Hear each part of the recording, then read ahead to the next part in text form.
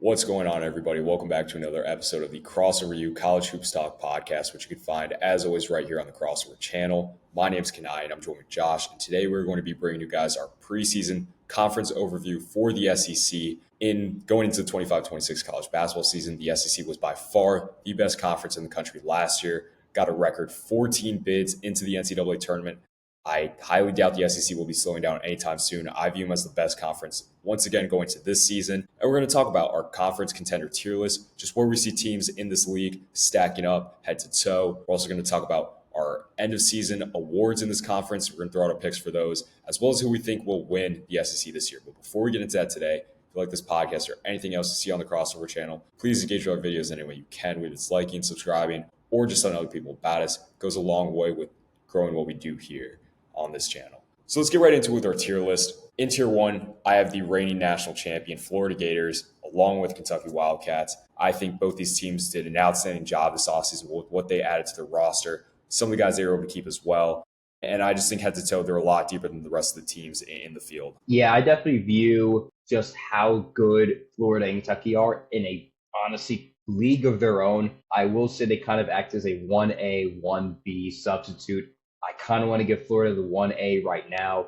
I'm not saying they're specifically a better team, but I do feel like there's a slight edge there because they obviously won it all last year. That said, Kentucky and Florida have very similar roster types and are almost equally as deep. But I think the big difference here is just the coaching itself. Golden runs this very statistically significant type of programming where he puts players on an almost sabermetric scale of you are here for this specific reason. And it is more in line with the NBA, and it kind of does work really well. And then Mark Pope kind of just goes with overall talent, and he just likes to see how that works. And it's worked pretty well in his 1 year there, so I can't hate it. But these two styles will clash, and it'll make for some epic games later in conference play. Yeah, I definitely love what you had to say about both Todd Gold and Mark Pope there. And Florida, Kentucky, that might end up being the best two games that we see across college basketball in the entirety of next season.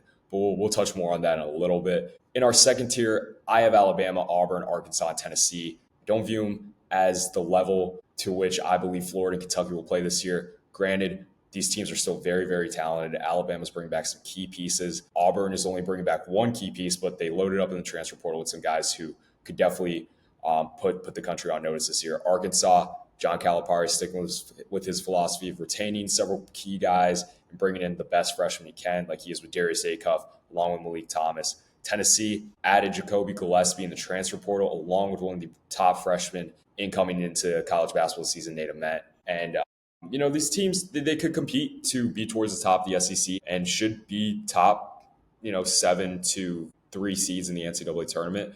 But I just don't think they're going to be as good as neither Florida nor Kentucky. No. We'll have a great Iron Bowl, and I'm very excited to see how Cal and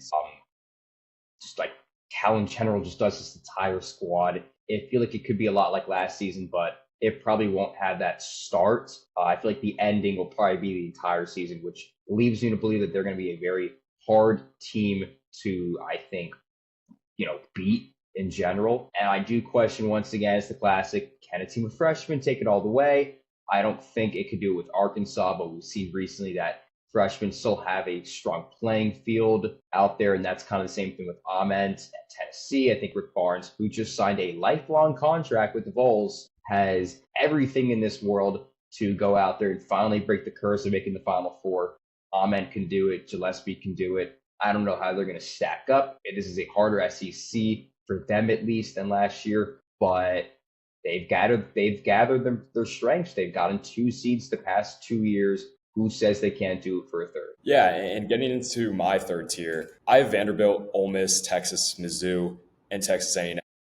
I think Ole Miss is being really underrated going into the season. They're bringing back Malik Dia, who I'm really high on. I think AJ Storr, who transferred over there from Kansas, will have a big bounce back season, along with Travis Perry, who I think has a chance to break out. Just couldn't get on the floor all too much in that crowded Kentucky backcourt room last year, and kind of got recruited over once again by Mark Pope in the transfer portal this offseason, had no choice really about to transfer to Ole Miss, and I think he has a chance to really break out. But yeah, I'm excited to see Ole Miss in action. I definitely do think these teams have full opportunity to make the NCAA tournament. Most of them, if not all, should. I'm excited to see Sean Miller in his first year at Texas. That'll be interesting. I really like him bringing over Dalen Swain. I think Dalen Swain's going to be really good. But overall, these teams aren't the level of the teams previously mentioned in the first two tiers, but they should make the NCAA tournament. Yeah, I'm actually more than excited to see A&M. I think Buckyball is going to be super, super interesting, as well as how Pop Isaacs transitions to what could hopefully be a full season. We saw his almost legendary bout against Kansas be his only real deal at Creighton. And the hope is that at some point in the next few months, we'll know if he is that guy. He honestly could have a All-American ceiling the way he has played in the past. And with Bucky McMillan's style, it really could mean so much in terms of putting A&M back where it was after the Buzz Williams departure. Yeah, I love that point you brought up on Pop Isaacs there. A lot of players have their top scoring seasons in the Buckyball system, so super excited to see him there. Getting into our next tier, these are teams that I view as more so on the bubble. Those teams being Oklahoma, Mississippi State, Georgia. Mississippi State is really interesting because I'm super excited to see how Josh Hubbard performs this year. I see him in store for a really big scoring year. Along with Georgia, who I think is being somewhat underrated. I'm really high on them getting Cannon Catchings from BYU, who kind of got recruited over by Kevin Young this offseason transfer portal, and what he's bringing in with Debansa. But Cannon Catchings, I think, has a really high ceiling and should be able to tap into that now. It's kind of the go-to guy on this roster to bring back Blue Kane, who's a solid shooter, and got some voids to fill between the losses of Austin Newell to the NBA draft and Silas Demery to the transfer portal. But I think I'm really high on Cannon Catchings. I think he should have a big year in Georgia. No, I 100% agree with you. I like Blue Kane a lot. He's been with the program for his entire career. I think this would be a great way to continue that legacy that he has beyond his very interesting name. And I think that, there's a lot of tournament teams in the SEC as there have been last year. And I really wouldn't be surprised to see, how much effort it does take to make it. I mean, remember last year, teams like OU, like Texas, really fought so hard to make it in. And they just got in. They just got that first four, that last four in bad. I feel like an Oklahoma and a Georgia and a Mississippi State and a Texas team of your choice could really be pushing that boundary once again. Yeah, and getting into the last tier, teams that I just see as missing the tournament, I have LSU and South Carolina. Really not all too much to write home about regarding both of these programs. It is unfortunate to see in a world where LSU and South Carolina aren't all too good at basketball, but realistically, I just don't see a path whatsoever in either of those programs having any chance of making the NCAA. Yeah, I feel particularly bad for LSU. They brought in a top 15 transfer class. Dedan Thomas will be leading that squad and will likely be a top 10 scorer in the SEC. But I can't bank on this team winning 5, let alone 10 games in the SEC. I feel like it's just way too there's just something wrong with the coaching there. Same thing with South Carolina. There might be a need for a coaching change already out South Carolina if this team, which now loses Colin Murray Boyles and will likely be even worse than last year, possibly not even winning a single game in the SEC, they will be a basement that no one wants to even look at. Yeah, and to throw my projected bid number that I think the SEC will get, I think once again they will receive the most bids out of any Power 5 conference in the country once again this season. I'm going to say 10 for the time being. I think they have a ceiling of getting 13 teams in. But right now, I just think a lot of the other conferences have some really, really good teams in the bubble. Don't get me wrong. The SEC does too, between Oklahoma, Mississippi State, Georgia. If you want to throw Mizzou, A&M into the mix a little bit too. The argument's there, and they could definitely get more than 10 teams in, but I'm going to stick with 10 right now. Yeah, I actually kind of bumped up to 13. I feel like the season is not too dissimilar from last year. I feel like it's super hard to discount so many of the squads we've just mentioned. I think that there are teams that are slightly weaker than last year, and the conference is just a little bit worse, but there's not much disparity going on right now between the Power 5 teams. And if 1 or 2 bids goes to some other conference, that doesn't really matter when you have 14 to start off the year. I just think that it's so entertaining right now to see how many bids year after year after year now the SEC can stack up, because it's getting ridiculous. Yeah, and let's get into some of our preseason picks for some of the conference awards that players could be taking home at the end of the year. My player of the year in the SEC is Todd Pettiford. If you've been watching the podcast, you know for the longest time I've gone on record and said how much of a big fan I am of Todd Pettiford. Could have went to the NBA draft as potentially a first round pick, coming back in hopes of being able to work his way up into being a lottery pick in next year's draft. I know he got into a little bit of trouble earlier in the offseason, but hopefully he's got it all straightened out. But nonetheless, you can't deny the scoring ability he has, what he can do off the dribble, breaking guys down, tough shot maker, shows up for the big games for the most part outside of that Final Four game against Florida. And I think he's going to light it up this year. He's someone that I probably have as a first-team All-American preseason-wise, and I think he's going to light it up. I think he's going to need to. He's a lone returner for Bruce Pearl this year, and that's the guy that Bruce Pearl trusts the most going to the year. So I'm rolling with Tahad as my player of the year. Like the pick, but I feel like for a player of the year, it has to be a guy from a top team. And while, Auburn's great, I think Kentucky with Otega Owe is far greater. Owe is like Tahad, returner who was supposed to be going to the draft, came back, had every reason to be the best player on this team. And I think Pope knows that. I think basically everyone on this team probably does as well. He will be getting the ball in ways that I don't think he was even getting last year. He was insane. He will be getting, I think he could definitely get a triple-double this year. He'll probably be getting multiple double-doubles, possibly back-to-back in and out of non-conference and conference play.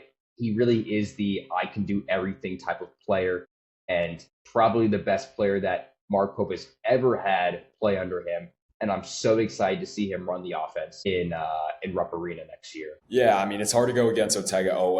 I think for Kentucky to be as good as they want to be, someone like a Jalen Lowe needs to be their best player. So I'm gonna roll with Lowe maybe ending up being the best player on Kentucky this year. Nonetheless, Otega Owe is really good. I'm sure he'll open up as a preseason favorite to win Player of the Year in the SEC. But again, I'm rolling with Tahad. My freshman of the year, I'm going Nate Ament. I like that as well. I'm going Nate Ament too. I think that once again, there are some really good freshmen in the SEC, but Ament is that top 5 or I think top 10 ranked freshman coming in. He really stole the show going to, out of all places, Tennessee, and Barnes is giving him full range. I'm very excited to see where this goes. I think he could be a one-and-done genius of a move for Barnes, and Ament will be put down as a great, great fall in Tennessee's history. Yeah, Nate Ament is going to be so important for Rick Barnes and that Tennessee Volunteers program this year. They have to replace, for the last 2 years, they've had a super high volume scoring guy out on the wing. 2 years back, Dalton Knecht, last year, Chaz Lanier. Nate Ament's a little bit big for a wing, but I think that's going to give him the advantage of being able to create a lot of mismatches offensively. And he's a really talented scorer. I think he's going to be able to score at all 3 levels, bring a certain level defensively, and with his length that he has at around 6'9". I forget his wingspan off the top of my head, but I think he's going to be really, really good right away. But getting into my newcomer, which is pretty much our transfer of the year pick, I'm going with Boogie Fland. I know there's a lot of different ways you could go with this award, but I'm sticking with Boogie just because guard play is so important in college basketball. It's super crucial to your team's ceiling and how far you can go in the big dance in March. Last year, they had a plethora of great guards like Walter Clayton Jr., who was, of course, an All-American, Final Four most outstanding player, Elijah Martin, Will Richards. This year, they're replacing those guys with the likes of course, Boogie, Xavier Lee, and then A.J. Brown. We'll see what kind of role A.J. Brown ends up in. But I think a lot of it's going to fall on Boogie Fland. You don't know how Xavier Lee and A.J. Brown are going to make the jump to the high major level now to Power 5 school like Florida. And I think Boogie has the experience playing the SEC. Granted, Arkansas wasn't great in that early stretch, but I think Todd Golden's going to be able to get the most out of his players, specifically Boogie. You know he's the analytics starling of college basketball, which is kind of going to get into my next pick that I throw out. But I think he's going to put Boogie in the best position to succeed. I think we're going to see a career year out of Boogie this year. I like the thinking too. I think not that he's getting a breath of fresh air going from one SEC school to another, but Golden's giving him that great opportunity. That said, I like what Pope's giving, and what Pope's giving is Jalen Lowe the opportunity to be the setup man for Otega Owe, and I think they're going to work so well in tandem that I think Jalen Lowe will just kind of end up winning the award. It is kind of coming out of left field. I feel like it is an award that can be won by a lot of players right now, considering how deep the transfer portal was in the SEC this year. But Lowe was an insane point guard at Pitt, will still be a really high value point guard in a league that I don't think really deserves to have point guards this good. I haven't really had, Kentucky hasn't really had a point guard as good as Lowe in quite some time. And I think he's really as possibly giving Kentucky that extra edge it needs to beat out Florida. And yeah, I think the reward for him is well deserved. Yeah, I like the low pick. I definitely think it's a safe choice there. I really have a tough time seeing Jay Land not putting up big numbers for the Wildcats this year. But getting into my coach of the year pick, I'm rolling with Todd Golden, defending national champion head coach. Definitely, again, one of the analytics darlings in college basketball right now. He takes a lot of influence from how NBA teams both figure out roster configuration along with on-court scenarios. You saw what he's done in the NCAA tournament. In his first tournament appearance, was able to go all the way and win a national championship. This year, I'm sure the analytics have driven what all their moves in the offseason regarding the transfer portal and trying to bring guys back like Thomas Howe, Alex Condon, Ruben Chinelu, Urban Clavsar off the bench, along with getting what you got in the transfer portal. I think Todd Golden's put together a really, really good, talented roster. He has great retention in his front court. And I think this year he's going to definitely make a running to win Coach of the Year in the SEC. I will have to go with Kentucky once again. I see we're definitely on very different sides of this aisle. I think Mark Pope wins this award. I want to say that there really is no other person who can get it other than him. Golden, I know Pearl won it last year, and there's an opportunity if Tahad is Player of the Year, but Pope has everything he has ever wanted right in front of him. And I really don't think there's much stopping him from having the best team Kentucky's had since like the old Cal days of the mid 2010s. This team is just unstoppable. And I think that Pope is just going to be the offense behind the offense, if you think what I'm saying. Yeah, I can definitely hear your case that you're putting out for Mark Pope. I mean, Mark Pope definitely has full opportunity to win the Coach of the Year. I mean, he could have won it last year if Bruce Pearl and Auburn didn't have the season that they did. And I definitely think he's a top candidate for the award. I'm still going to roll with Todd Golden here. But let's get into our All-SEC first teams. I'm rolling with LeBaron Philon, Todd Pettiford, Otega Owe. I'm going to go with Nate Met and Alex Condon rounding out my five. There's definitely room for a lot of different players in this conference to have made this first team for me. Thomas Howe is one of them, just off the top of my head. Someone who I was really, really considering. Josh Hubbard was another one. But I just think that, again, LeBaron Philon is going to be a huge role for Bama. One of the most important draft deadline decisions. Bama got him back. Huge for Nate Oates and crew. Todd Pettiford for the reasons I talked about, having him as my preseason player of the year in the SEC. Tega Owe for the reasons Josh talked about. Nate Met, I think, is going to light it up and be one of the top 3 to 5 freshmen in the country this year. And then Alex Condon, I think he played really well in the SEC play throughout his collegiate career at Florida. Granted, he needs to have a little bit of a better showing in postseason play, but these are awards for regular season play in conference. Alex Condon lights it up in the SEC. I'm rolling with him as to round out my first team all league. Yeah, once again, differ on a few things. I think Hubbard is that first team guy for point. He's going to average 20 plus a game. He's leading that Mississippi State team probably to the tournament, and I think he deserves his flowers. It's a lot like Wade Taylor the fourth. They basically are cut and copy guys. I'd probably put the fourth a little bit higher, but that's not really much of the argument. I do have Tahad.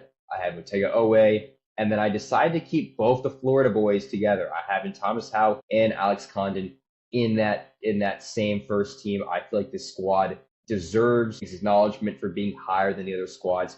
And Howe and Condon are, by the way, likely lottery picks. And if, I don't know about you, but I feel like I'd put 2 lottery picks in my first team all conference for every good reason under the sun. Yeah, no, I, again, had a really tough time leaving Thomas Howe off my first team list. I'm a big believer in him. I think he could end up being Florida's best player this year. But let's get into who we think will win the conference throughout our picks here. I'm rolling Florida. If I'm not mistaken, I'm assuming you're going Kentucky here. Yep, we are the first time in this conference breakdown disagreeing on a big conference part, and the Kentucky-Florida battle will be decided not by us, but by whatever team decides to go for it.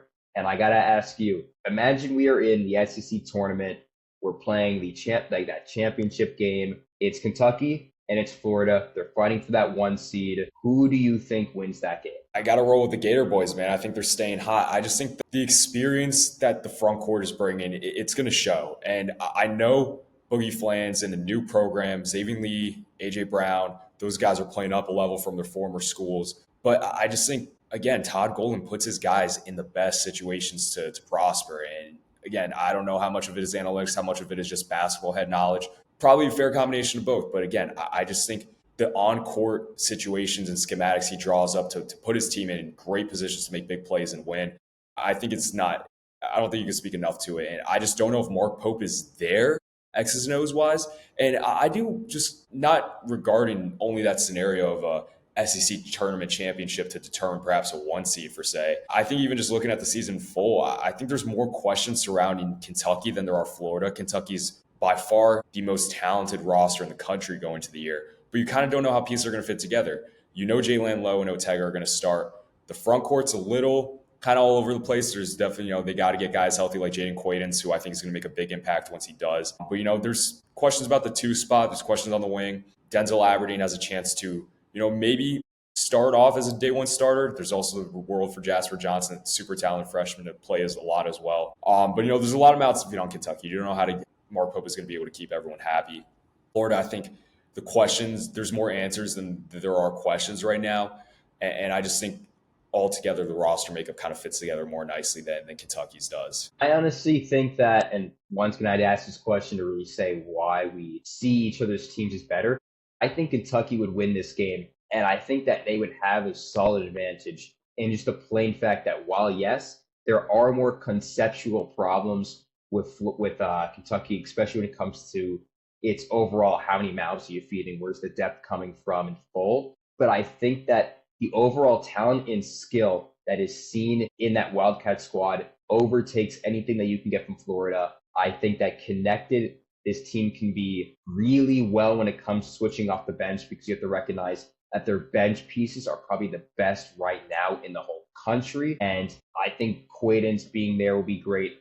But if Quaidens is not fully healthy, I wouldn't be surprised if Brennan Garrison becomes the new top big in the SEC. He's been there last year. He understands the Pope system. And I really feel like, while yes, Bolden is more sabermetrically aligned, Pope has the experience. Pope played himself. He has the time at BYU. And it shows, I think, he has like a chip on his shoulder.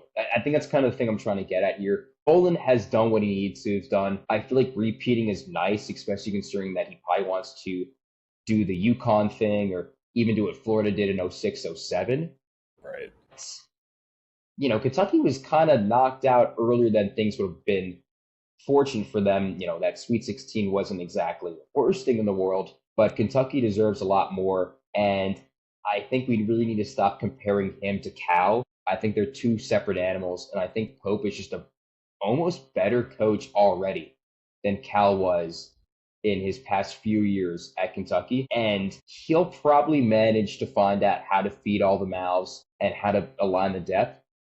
And if there's anything particular for a Kentucky-Florida matchup, it's Denzel Aberdeen.